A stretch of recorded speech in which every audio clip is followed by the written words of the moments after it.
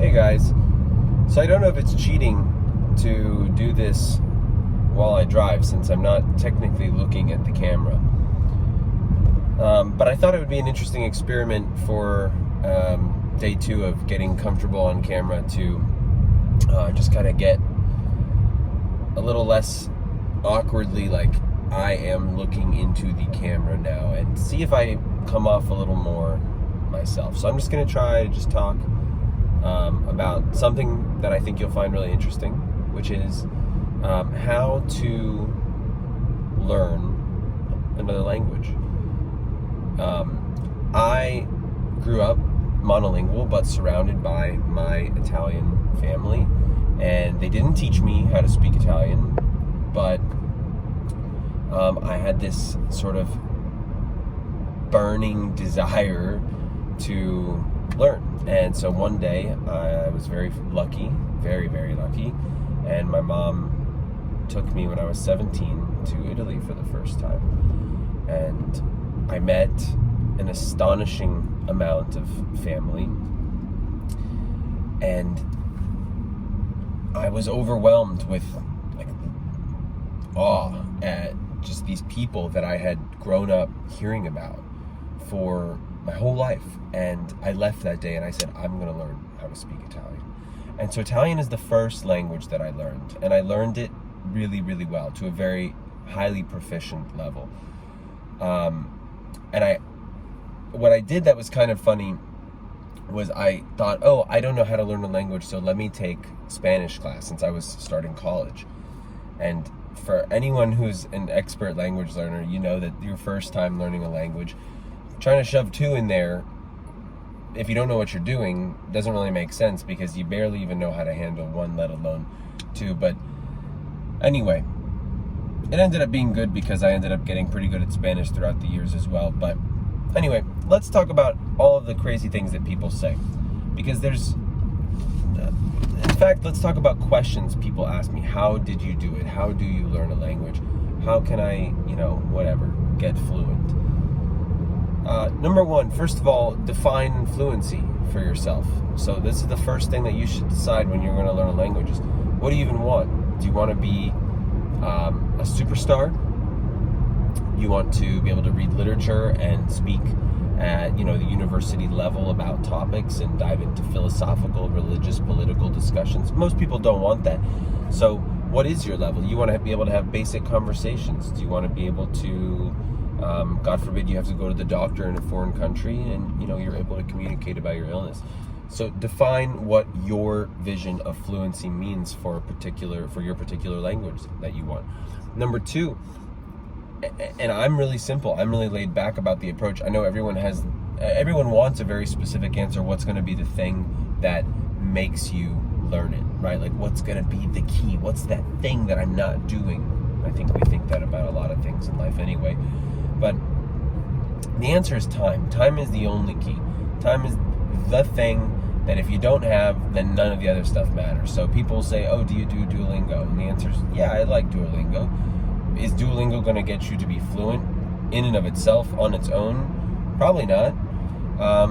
And the other thing is, well, how much time do you spend on Duolingo? So you want to get, fluent, again, whatever that means to you. Let's call it conversational. Well, I think you could probably do that with Duolingo, but it'd probably take a really long time unless you're spending hours a day. At which point, if you're going to spend hours a day on a language, then I don't think Duolingo is necessarily the most efficient way to get there. How about watching shows? Yes. The answer is yes. Watch shows. How about listening to music? Yes. The answer is yes. The answer is going to be yes to almost everything that you say. There's really no waste of time when it comes to learning a language. In fact, I would say the number 1 priority you should have if you're totally brand new, let's say you want to go learn how to speak, Swedish. The first thing you should do is make Swedish a part of your life. You should be hearing Swedish more often. Because the reality is, the thing I like to compare it to is when you heard your favorite song for the very first time, what did you think? You thought, oh, I've never heard this song before. You didn't think anything, probably. You just probably liked the tune. And you're like, oh, cool. And then the next time you heard it, whoa, this is a great song. I remember this one. And so on and so forth. As the song becomes more familiar to you, it becomes your favorite. It becomes something that you've internalized, where the melodic structures are, where the rhythmic, I'm a musician too, so of course I think of it this way. But I think that's how you should think of a language. So you come in, so when I first heard Italian, well, maybe Italian's a bad example because I grew up listening to it, but let's take another language I learned, like Portuguese. I remember the first time I heard Portuguese, I was a busboy at a restaurant, and I was learning Italian and Spanish at the time, and I couldn't figure out what these guys were speaking. It didn't make sense to me because it sounded a little bit like Italian, a little bit like Spanish, but then there was like a little French in there, and I had no clue what was going on. So I asked them, and they said, of course, they were speaking Portuguese. Anyway, so that was my first experience, and then over the years I listened to more Portuguese, and I met more friends who spoke Portuguese, and I practiced, and I learned a little bit of grammar, and I learned some vocab, and I did this and I did that, and so on and so forth. And then I got to the point where I was practicing regularly, and at that point, guess what happens?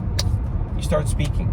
You're not excellent, you're probably not even very good, you're not even as good as a kindergartner, but guess what? That's okay. And I think that's maybe the number 2 or 3, I don't even know where we are now because this is all off the cuff, but it's real information and it's good, and I believe it. But anyway, whether it's number 1, 2, or 3, is lower the time horizon expectation that you have for how good you want to be, how quickly. I don't know, that grammar was lovely in that sentence. The point being, you're not going to be excellent your first 6 months. And if you are, well, you might have some sort of propensity or proclivity at being good at language. There might be something in your brain that was, waiting, some sort of natural ability, the way some people are natural born singers and others are not. Some people learn to sing. So if you're a little bit slower at language learning, you can't give up because you don't have enough reps in, you don't have enough time in.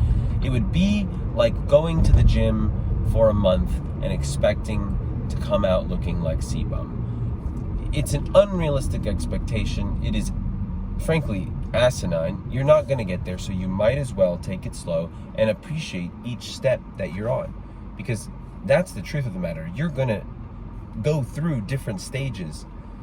So anyway, let's recap, because we've already said the most important things. Define how fluent you want to get, and define how much time you're willing to spend.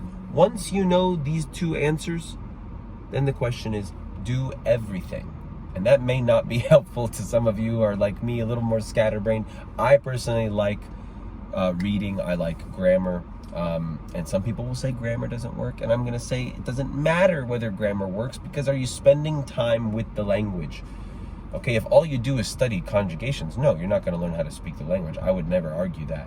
But you know what will work is if you are every single day spending, 20, 30, 40 minutes, or bless you, even more, with the grammar, with stories, with Netflix shows, right? You can filter Netflix by language.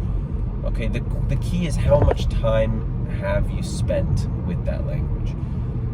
I don't really think that I need to say too much more in this video because it's a super unstructured video, and thank you for being with me. I hope this helps you if you want to learn a language, and I will try to do a more structured, beautiful video on this topic in the future. But in the meantime, have a phenomenal day, and I'll talk to you soon.